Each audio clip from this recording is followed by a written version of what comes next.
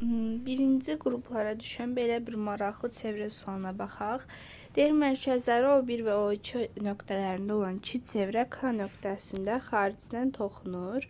Və bizə deyir ki, AM parçası K nöqtəsindən keçir, gördüyünüz kimi. AM-i 22 verib. Perimetrlər cəmi 56-dırsa, çevrələrin mərkəzləri arasındakı məsafəni tapın. Yəni, baxın, biz bu O1, O2 məsafəsini tapmalıyıq.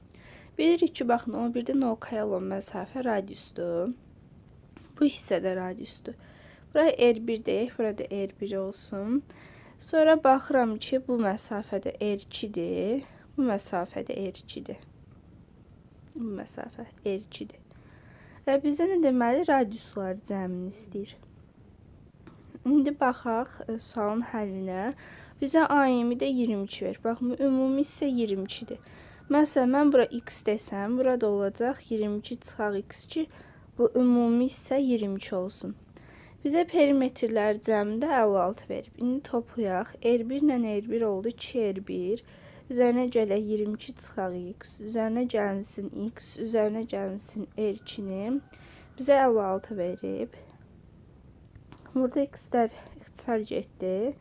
Və qaldı ki, 2R1 ilə R2-nin 2R2-nin cəmi, burada 2R2-dir, bizə verir 34-dür. Deməli, R1 ilə R2-nin cəmi də 17 olmuş olur. Bizdən onu soruşurdu. Deməli, doğru cavab A variantıdır.